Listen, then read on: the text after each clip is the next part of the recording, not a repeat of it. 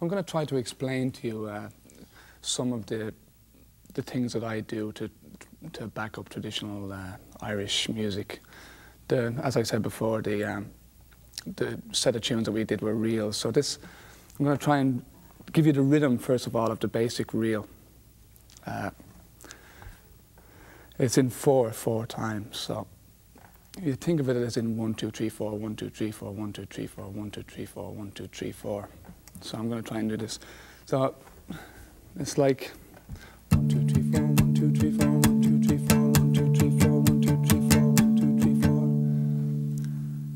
You try and keep that going all the time.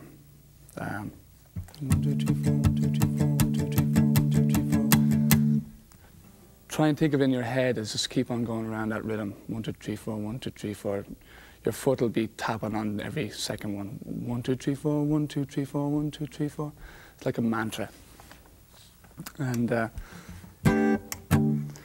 as well as that, before I go any further, the pick I'm using at the moment is a reasonably light pick. It's a 60mm USA nylon, and that's the one I like the best. It gives you that clarity of sound without making it too brittle. So, also, when I'm strumming, it's very essential to have the butt of your hand right here on the bridge, the top of the bridge, on the bass string. Now, what you're going to be doing is when you're strumming, the thing is going to be moving. You're going to be moving your hand. It does not always come from right from the top of your arm. It's coming from like your wrist and some of this, but this needs to be like a pivotal area. So you're going 1 2 3 4 1 2 3 4 1 2 3 4 3 4. I'm kind of lifting it up a little bit. You know, what this helps with is that when we get further on, it'll help so much in dampening the strings. I'll give you just a quick listen to that. This is dampened string. You'll hear just like a thud, and then off. I'll leave it open with that. And you hear that bass string that's kind of bugga, like that. Now, when we'll move on a little bit. When we're doing all the chord structures, when we're doing that, it helps so much to have that, so it'll have a clunk. It'll be like a, and you'll be dampening the strings, and it's essential for certain tunes to have that, just a little bit of a dampening for dramatic effect. Now, I'll go along with, that's just a basic real rhythm, 1 2 3 4 1 2 3 4 1 2 3 4. Now, there's also backbeats and all sorts of different things that we can do too, that I try just, because like certain tunes have different, not so much time instructions, but just feel. One would have like, space says, we start again with a 1 2 3 4, 1 2 3 4, 1 2 3 4, 1 2 3 4, 1 2 3 4, 3 4. But another real might kind of gets a more of a groovy feel. So I'm going down, up, down, I think it is, you know. But it depends. I really don't know sometimes what I'm doing. But then another version of it is.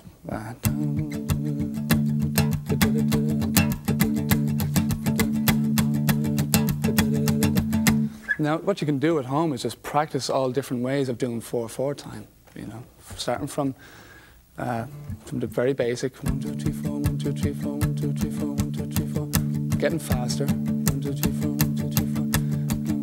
This will also get your hand more relaxed into the posture. 1 2 3 4 1 2 3 4, get faster and faster. 1 2 3 4 1 2 3 4 1 2 3 4 1 2 3 4 1 2 3 4 1 2 3 4 1 2 3 4 1 2 3 4 1 2 3 4. Get faster and faster. Using this hand here and just on the harmonic stretch here, just like dampening the string.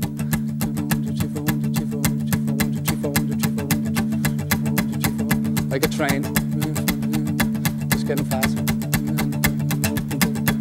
This change.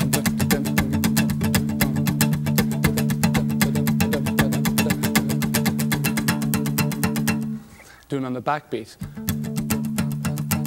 This might take you a while to do, so don't be worried if you can't get it immediately. That's still in 4/4 time, but it's accenting the offbeats.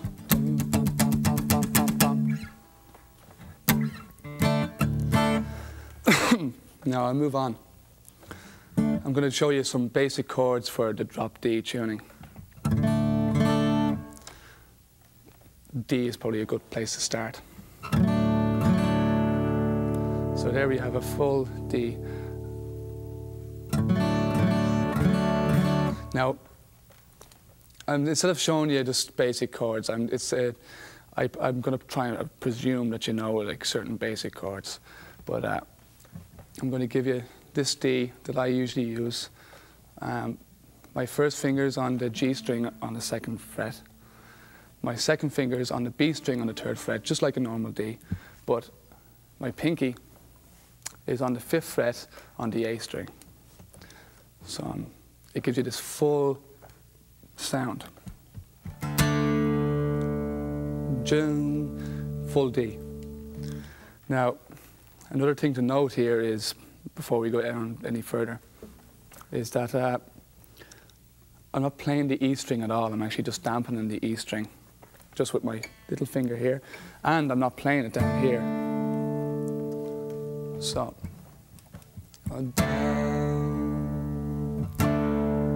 now another offshoot is that is with the finger here that's doing nothing, put it onto the D string on the 4th fret, you're using an F sharp.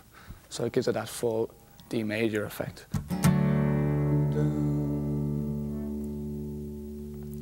And next chord is G. Your normal G here with an E, of course, is like this. Now the G that I'm using these on the 2 strings.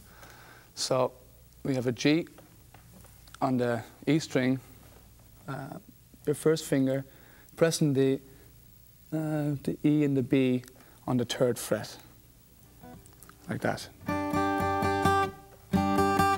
You're leaving the G open and the D open, and your 3rd finger's on the bass string on the 5th fret, and your pinky's on the A string on the 5th fret. So it gives you a full G chord. Or open G, I suppose you'd really call it. And then with the finger that's missing again, you can put it onto the G string on the 4th fret. So it gives you that G major. Okay, now there's several A's that you can use. And this most simple one, really, well, there's 2. One is just like using your first finger and pressing down, starting from leaving the A string open and the D string. You're just not going to hit the D string at all. So now hear that. Now what you try to do is not have that sound. So you're just kind of hitting those 3 strings here with the pick. So it's just going. You're using it as a bar chord, like that. And the other one is a kind of more full. You're using your 3rd finger on the 7th fret on the D string. You're using your 2nd finger on the G string on the 6th fret, and you're using your 1st finger on the 5th fret of the B string. So, full A. And then you can use this as well. Your 1st finger putting down those 2 strings, the 2 high strings. The 5th fret. In my particular version of backing up tunes, I use a lot of the bass string, as I said before. So to accommodate that, you have to use a lot of full chords, starting from the bass right to the top. Now I'm going to show you some of these too. The D is natural here. It's a full D. So that's grand. So I'm going to do an E minor now. Now, for quickness, like your full E minor on a drop D thing is like this. I find that sometimes it's pretty cool, but it's necessary to be quicker than trying to form these. So I've kind of got a little routine going for myself that with the E minor, I'm just using these two middle fingers. I'm dampening the A string with this finger here, and I'm using the rest of it. So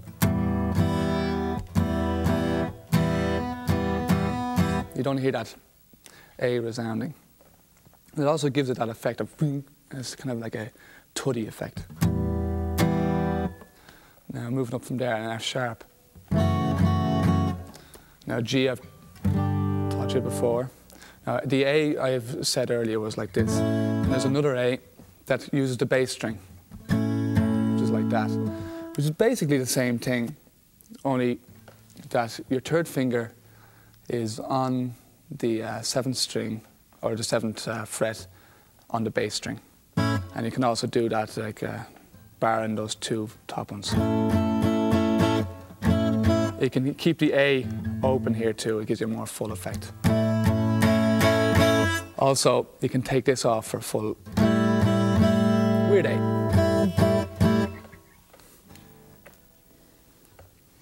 An A minor, which is the easiest to get to, where the A minor is in a certain way, the way I play, is the third finger on the D string, the mid D string, on the 7th fret, and the first finger on the G string on the 5th fret. Everything else open apart from the D, just don't play the bass D. You can get into a lot of lovely chords from there very quickly. Now B minor, just like that. All those chords I just showed you were all for the key of D.